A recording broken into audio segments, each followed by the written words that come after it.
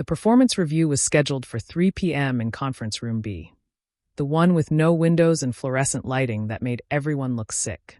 I arrived 5 minutes early, portfolio in hand, wearing my best blazer despite the August heat. 3 years at Morrison Industries, and this was my shot at Senior Marketing Director. Through the glass door, I could see them already gathered. Tom Bradley, my direct manager, Jennifer from HR, and someone from executive I didn't recognize. They were laughing about something, heads bent together like conspirators. I knocked and entered. Alexandra. Come in, come in. Tom's smile was the kind you'd give a child at a piano recital. Indulgent, already dismissive. Just discussing the weather. You know how it is. I took my seat, noticing how Jennifer's smile didn't reach her eyes and how the executive, his nameplate said Michael Torres, CFO, was studying me with unusual interest. So, Tom launched in without preamble. Let's discuss your performance this year. For 20 minutes, I presented my achievements. The European campaign that increased sales by 47%. The partnership with Latin American distributors that opened 3 new markets. The Asian market analysis that prevented a $2 million mistake. Tom nodded along, occasionally checking his phone. Very comprehensive, he said when I finished. You've certainly been busy. The results speak for themselves, I said carefully. His tone was already telling me everything I needed to know. About that, Tom leaned back, that familiar condescending look settling on his face. Your work is adequate, Alexandra. But we need to discuss whether you're ready for a leadership role. Adequate? I kept my voice level. I exceeded every target by at least 40%. It's not about numbers, Tom said, though it absolutely was about numbers when his male protégés came up for promotion. It's about leadership qualities, communication skills, executive presence. There it was, the coded language I'd heard throughout my career. I waited. Tom glanced at Jennifer, then continued. I'll be direct. Your English, it's a concern. The room went very still. Even the air conditioning seemed to pause. My English. I repeated. You have an accent, Tom said, as if explaining something obvious. It's quite pronounced. In client meetings, I've noticed people sometimes ask you to repeat things. That's happened twice in 3 years, I said. Both times were on conference calls with bad connections. Still, Tom pressed on, leadership requires clear communication. Your emails are fine. I assume you use grammar check, but verbal communication is crucial at the executive level. Jennifer shifted uncomfortably. Michael Torres remained silent, watching. What exactly is wrong with my communication? I asked, though I knew this wasn't about communication at all. Tom sighed, playing the reluctant messenger. Look, I'm trying to help you here. Alexandra's English isn't good enough for leadership. He turned to Jennifer. I'm recommending we promote Brad Kowalski instead. His communication skills are exemplary. Very articulate. Brad Kowalski, who confused you're in every email, who once asked me to translate a client email that was already in English because it used words longer than 2 syllables. That Brad Kowalski. I see, I said quietly. It's nothing personal, Tom continued, warming to his theme now that I wasn't fighting back. You're great at what you do. But imagine you're presenting to the board. That accent, the way you sometimes pause to find words, it doesn't project confidence. Americans expect a certain polish. Polish, I repeated. Like Brad has. Exactly. See, you understand. Tom smiled, pleased. Maybe in a few more years, after some speech coaching. That's when Michael Torres spoke for the first time.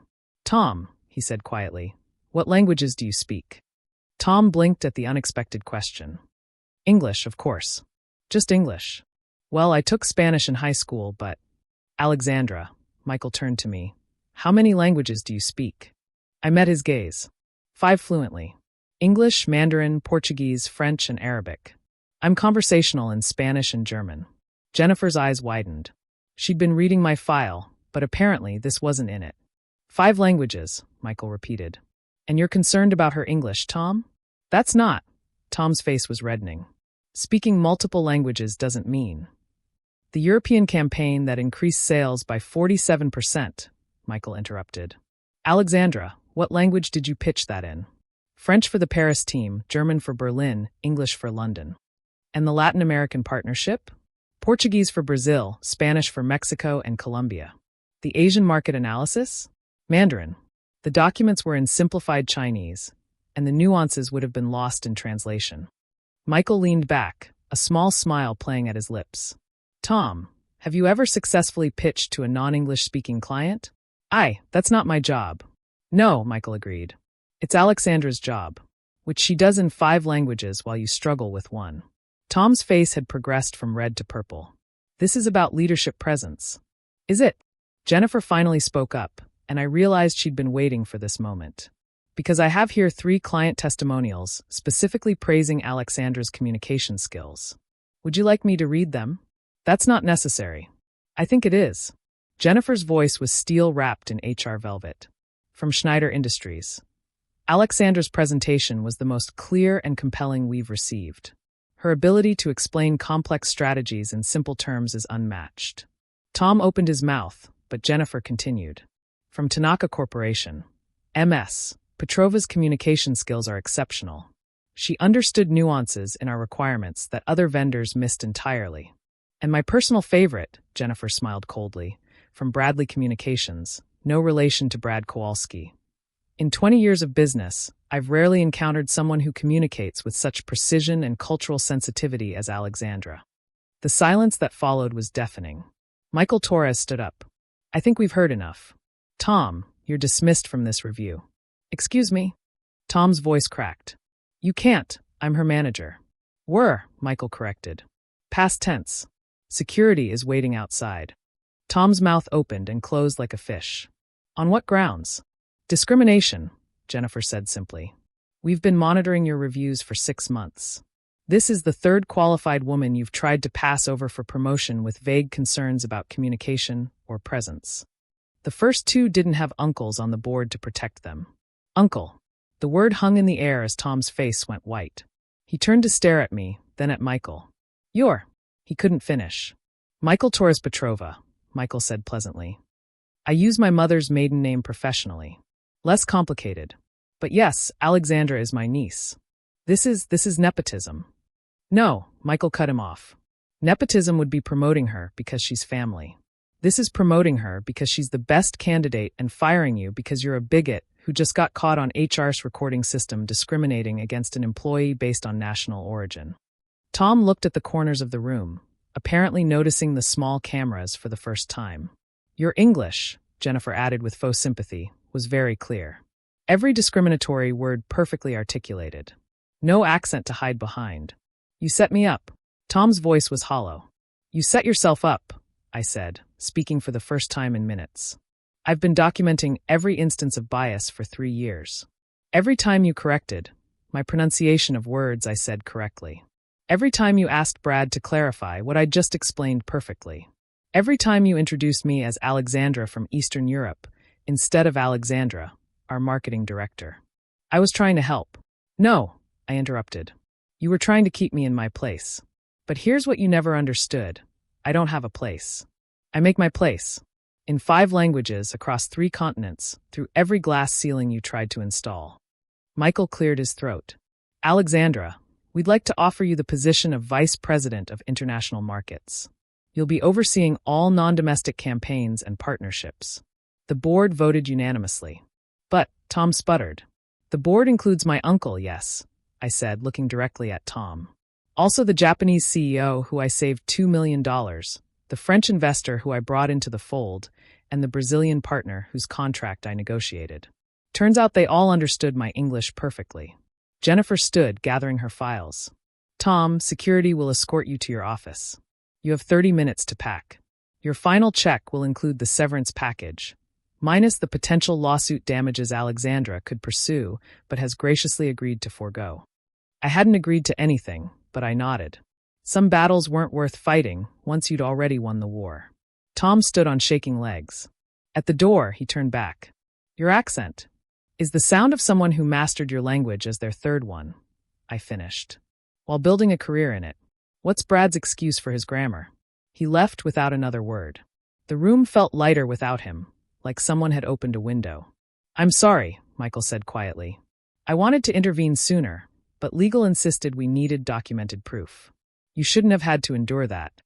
He wasn't the first, I shrugged. He won't be the last. Maybe not, Jennifer agreed. But he'll serve as an example. We're implementing new bias training, mandatory for all managers. We're calling it the Alexandra Protocol. I laughed, surprised. That's appropriate, Michael finished. You've earned more than a promotion, Sasha. You've earned an apology from this company. Sasha. Only family called me that. Uncle Misha, I said softly. You didn't have to. Yes, I did. His voice was firm. Not as your uncle. As the CEO of a company that almost lost its best marketing mind to a mediocre manager's prejudice. Do you know how many Brads we have? Dozens.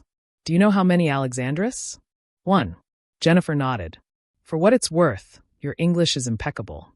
I've been in HR for 15 years, and you communicate more clearly than most native speakers.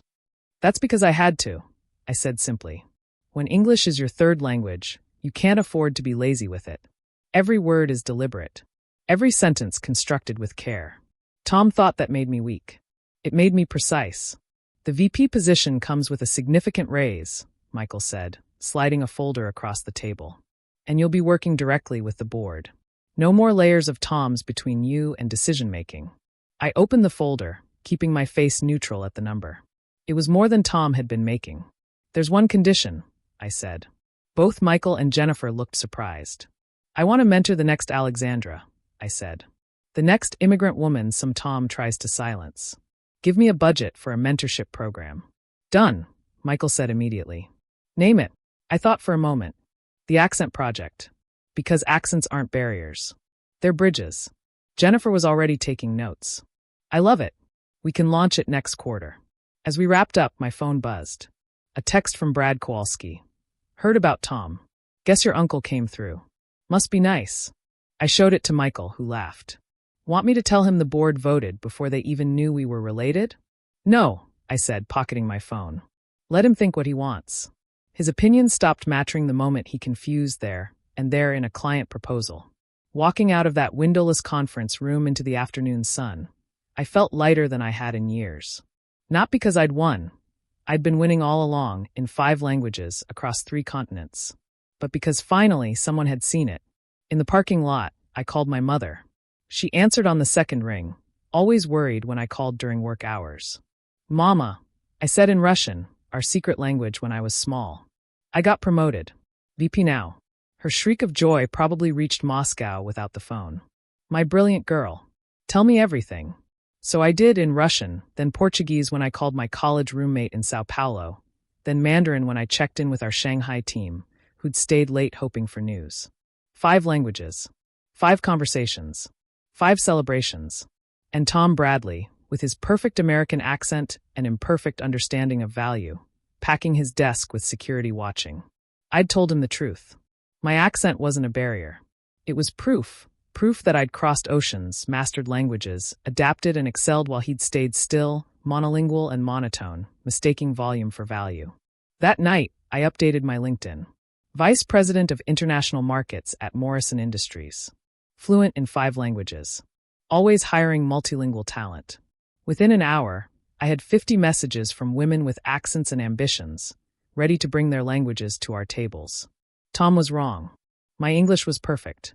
It just happened to come with 4 other languages, a global perspective, and the ability to hear opportunity in every accent. And that was leadership.